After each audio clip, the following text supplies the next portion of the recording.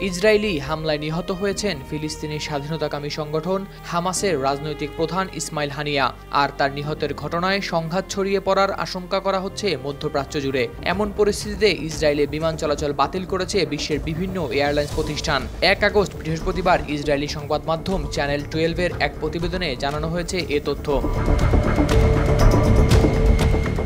সংবাদ মাধ্যমটি জানিয়েছে delta, United, Lufthansa, American, Austrian, virgin Atlantic, Brussels, European, air India এবং Asiana airlines বাতিল করেছে ইসরায়েলে তাদের সব ফ্লাইট। প্রতিবেদনে বলা হয়েছে বৃহস্পতিবার সকালে জার্মানির লুফথানসার একটি বিমান ইসরায়েলের তেল আবিবের বদলে অবতরণ করেছে সাইপ্রাসের লার্নাকাতে। বিমানের ক্রুরা ইসরায়েলের আকাশসীমায় প্রবেশে অস্বীকৃতি জানালে নেওয়া হয় এমন পদক্ষেপ।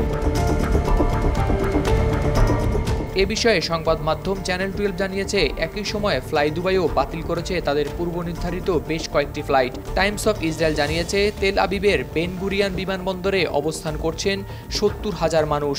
এসব লোকের বেশিরভাগ চেষ্টা করছেন ইসরায়েল ছাড়ার। অনেকে আবার আসছেন নিজেদের টিকিট ক্যান্সেল করতে। তাদের আশঙ্কা তারা দেশ ছাড়লে কয়েকদিনের মধ্যে আর পারবেন না ফিরতে। এদিকে নিউ ইয়র্ক টাইম জানিয়েছে ইরানের সর্বোচ্চ নেতা আয়াতুল্লাহ খামেনি নির্দেশ দিয়েছেন ইসরায়েলে সরাসরি হামলার। অপরদিকে রয়টার্স বলছে ইসরায়েলে হামলার পরিকল্পনা করতে ফিলিস্তিন, লেবানন, ইরাক ও ইয়েমেনের প্রতিনিধিদের সঙ্গে বৈঠক করবেন ইরানের প্রতিনিধিরা।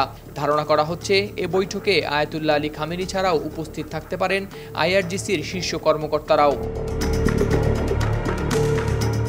হাওলাদার শামীম, RTV।